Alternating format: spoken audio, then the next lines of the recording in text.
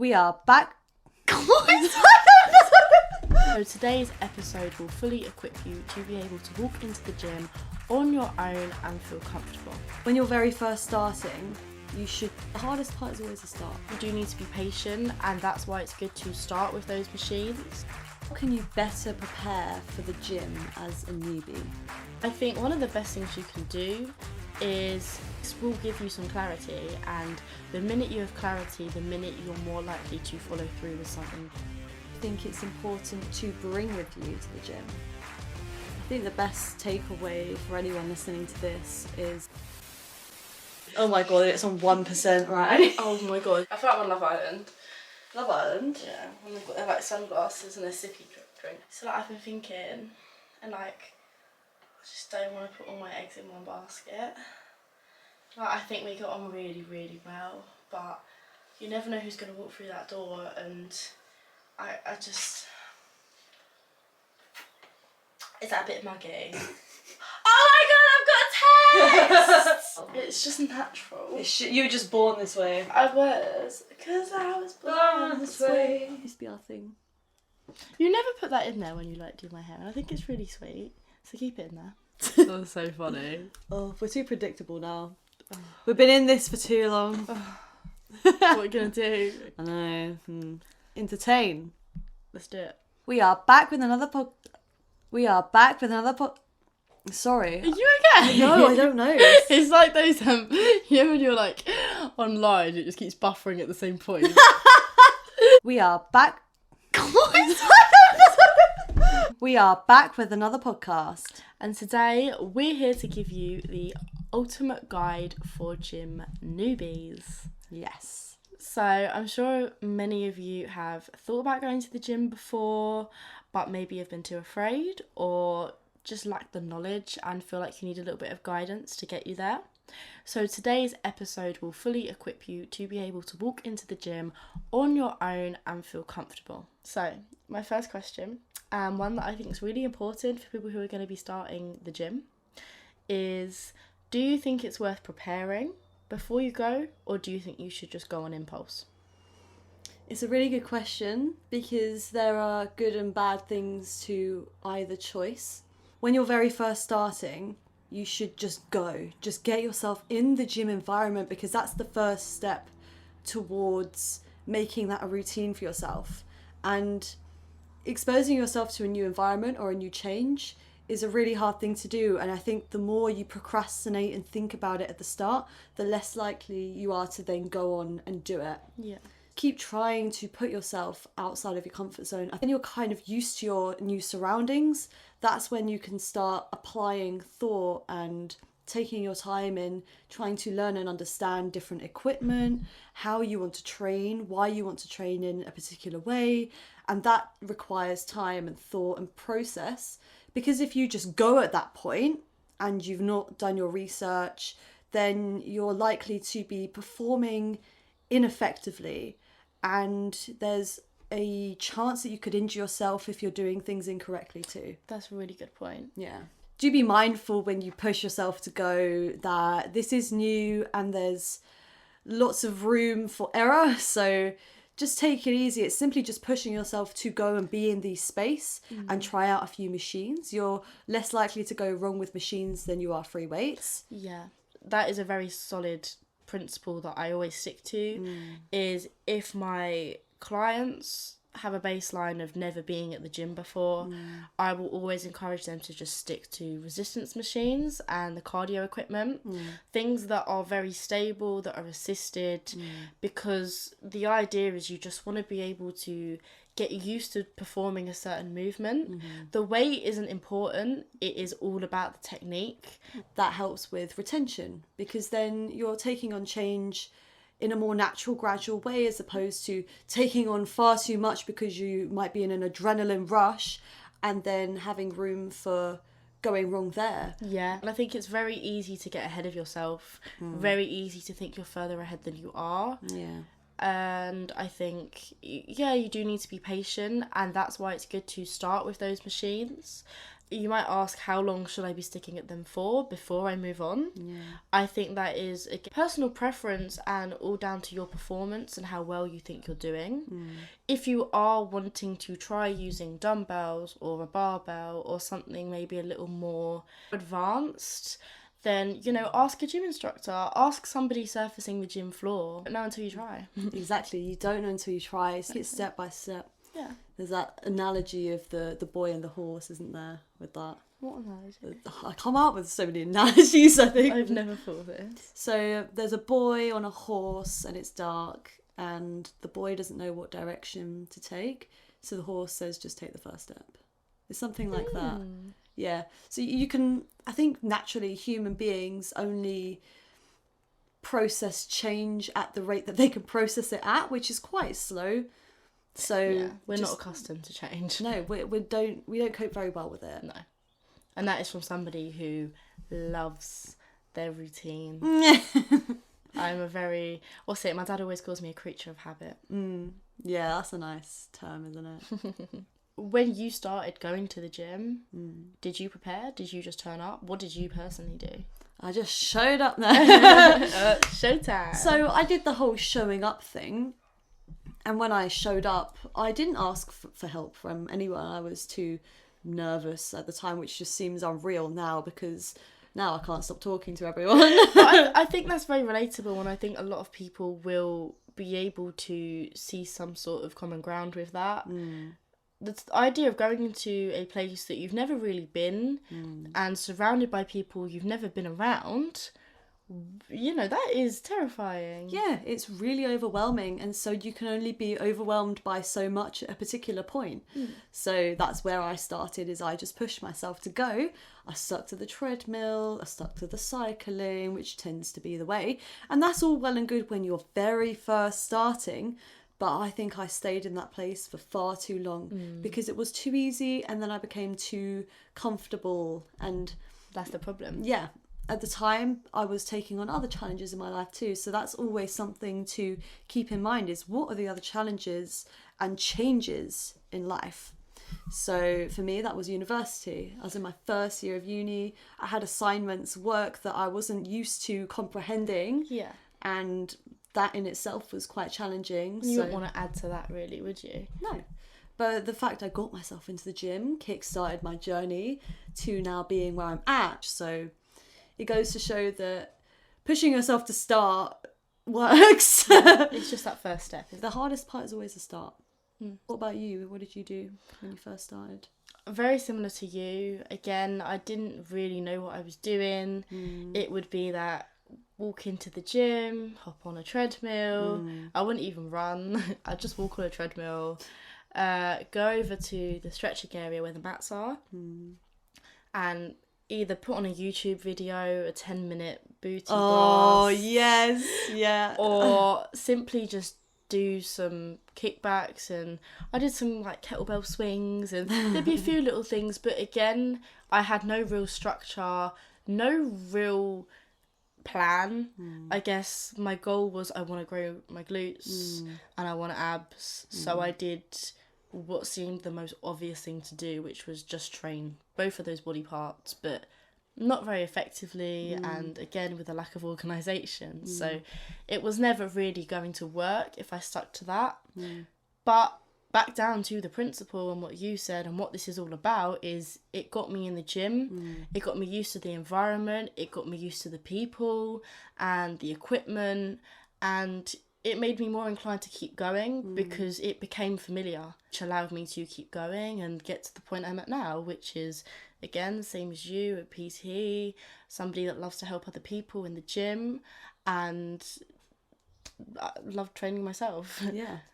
I think the best takeaway for anyone listening to this is learn from the best things that we did, like pushing ourselves to go and keep showing up, but also learn from our mistakes and don't keep yourself in the same place. Yes. It took COVID, really, to push me in that direction of moving on to different exercises and going to different equipment and actually stepping away from the treadmill and towards other things that I'd never really used before. I mean, COVID as well in itself has obviously it stopped me going to the gym because they were all shut, but I then spent that time doing a little bit of research and looking at all these fitness influencers and getting real knowledge that I could extract and use myself. So when the gyms reopened, I felt a little bit more comfortable and knowledgeable, so I felt like I could go into that gym and do something I'd never done before. And that's exactly what then led me to be here. Yeah, good. How can you better prepare for the gym as a newbie? So when you do plan on creating a plan after that initial time of just going on impulse, I think one of the best things you can do is do a little bit of research. And I don't mean sit there for hours and hours and look up maybe what some of the gym machines look like and what they work. If you're somebody that gets a little bit nervous of asking people in the gym or going round looking like you don't know what you're doing, then, you know, behind closed doors is a very good time to just spend a couple hours just looking up what everything does. So when you go in there, you will feel a little bit more comfortable and more prepared to actually do something.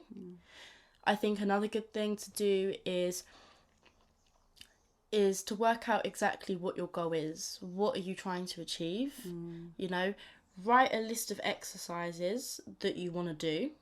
Don't worry about the effectiveness or the complexity or anything like that. As simple as possible. Write down, 4 to 8 exercises that you want to do when you step in that gym, because this is what will relate to your goals and this will give you some clarity. And the minute you have clarity, the minute you're more likely to follow through with something, but you miss the step of having to think. The easier something is, the more likely it is to happen. It takes the time away from having to try and work that out when you're in the gym setting. Yeah. There's room for procrastination, and that's going to take away from your workout time as well. So that's a good point to make. I think the other point I've heard you making in all of this is that similar to when you start, you have to take it step by step, even within the planning and research part. Definitely. Starting simple as just working out what each machine does, Yeah. because you can quite simply find that, whereas other knowledge can be very varied between people. Definitely. So there's all these kind of tricks and tips that different people will say that are effective, so that can be quite hard to navigate, especially when you're first starting. So I think just focusing on a more simple basis of what does this machine do and what does it target, and also working out what your goals are even before that, that's a really good place to start. You don't realise the friends and the people that you're going to make and meet. You'll be so surprised at how friendly people are. And most people are willing to help, especially if they see you, maybe if you're dithering or you're kind of just walking around a little bit lost. You will find that a lot of people will be more than happy to come up to you and help you. As a guide, if people are coming up to you and wanting to help you, or if you're seeking help and advice from somebody, try and target a gym instructor there. Yeah. As a gym instructor who works in a gym, I see so many people on a daily basis who come in, and it's so clear to see who doesn't really know what they're doing and who does. And that doesn't matter, Everybody at the end of the day is there for the same reason. And I've witnessed so many regulars go up to newbies and help them, and myself, obviously, I will go up to them and see if they're okay, and I will try and help them as much as I can. I remember there was this lovely girl, actually, she's so sweet, and she was so excited about starting the gym.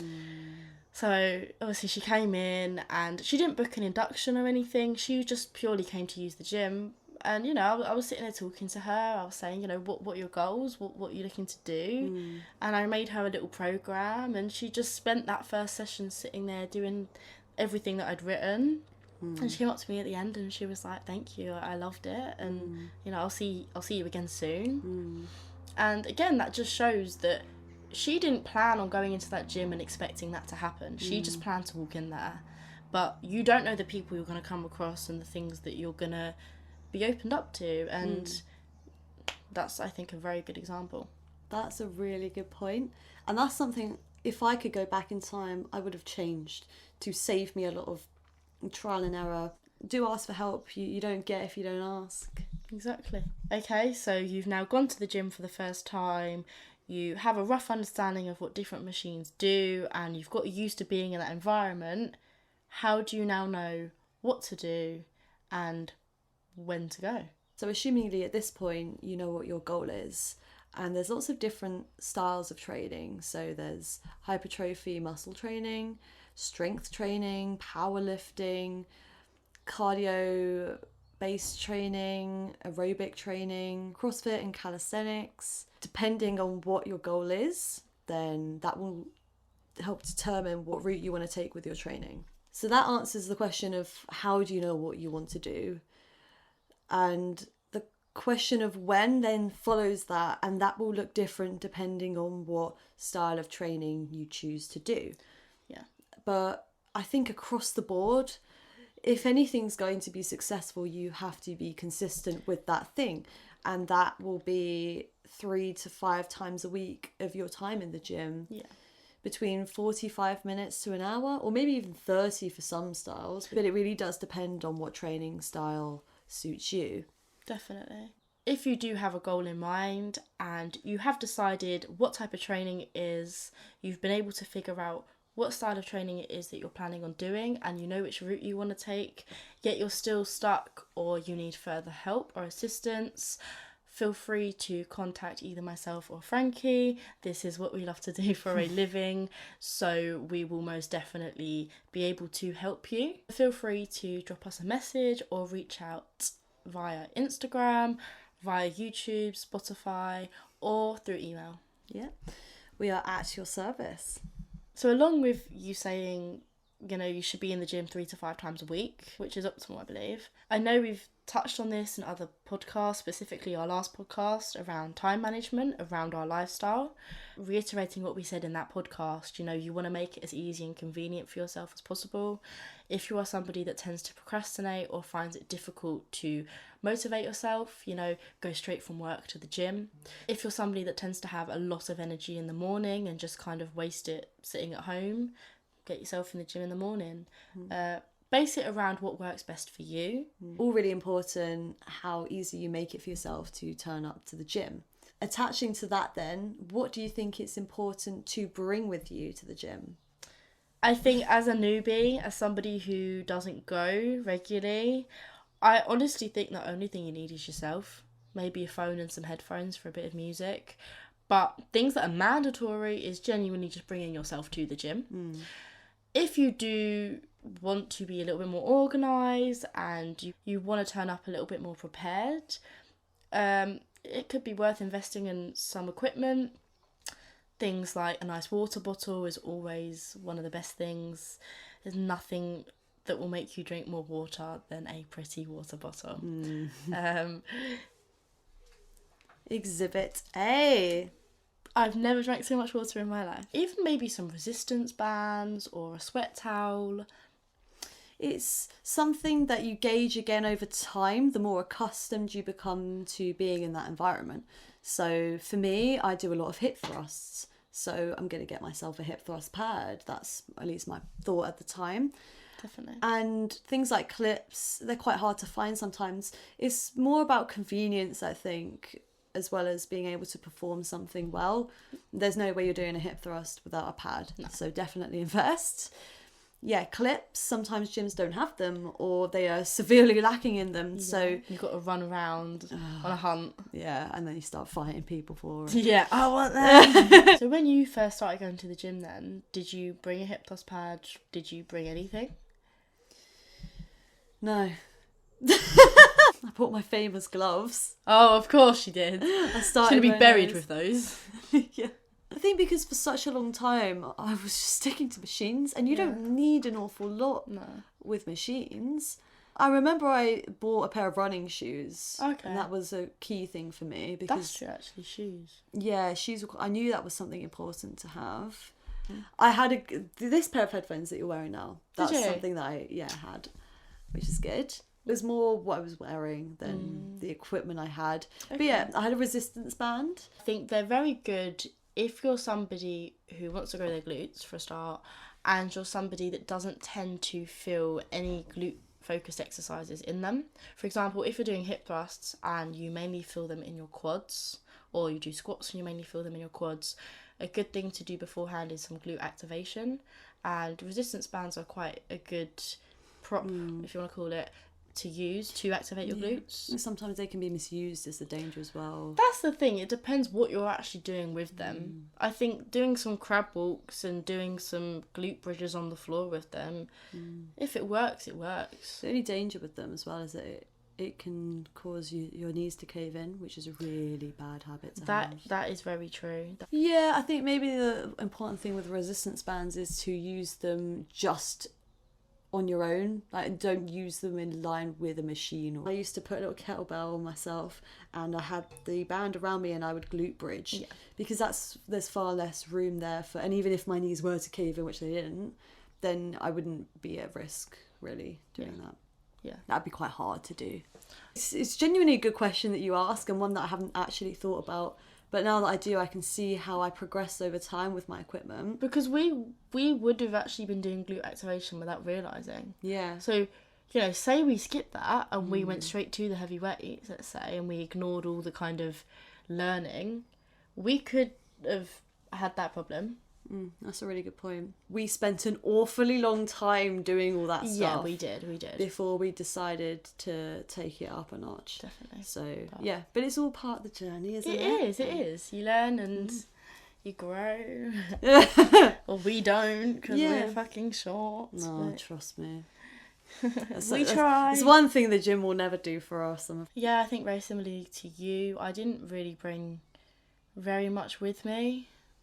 I mean, I usually went straight from school. That's how I started. So I just have all my school stuff with me, have a pair of earphones, obviously my gym clothes, maybe a snack, maybe like a Squares bar or an apple. Nothing. I love how this falls under equipment. I guess it does. Fuel. It is. I didn't really bring much with me either. There's another point I'll make about equipment, which is hygiene. So a lot of the time you don't really want to be sharing things with other people if you can help it. For example, a belt. So a lifting belt can be something that's helpful. They often have ones laying around at our gym, and I just think it's quite unhygienic to use something like that. It is usually just the element of sweat, isn't it? Yeah, but that's unhygienic, that's the point. It is. Things like clothing, you just don't want to share that really. We hope this guide has helped you in any way that it can. I hope this has encouraged you, or maybe given you a little bit more clarity on what you need to do to get yourself in the gym or to maintain going to the gym, whatever it may be. Best point of view that we can give you is the old versions of ourselves and where we are now, and what that progression looked like for us as gym goers who started from complete scratch and didn't really have much professional outsider input. Yeah. Me would have really, really wanted to hear this. Exactly, and that's exactly why we've done this for you. Yeah. Thank you very much for listening. We hope you've enjoyed this episode and have taken what you can from it. As always, we really appreciate all the love and support from you guys. It does not go unnoticed. If you haven't already, if you could do us the favour of following, liking, subscribing, whatever it may be, we would really, really appreciate that too. If you have any messages or you're interested in personal training or online coaching, please feel free to drop us a message. Yeah, and we will do what we can to help and support you with your fitness journey. You have been listening to Gains and Gossip.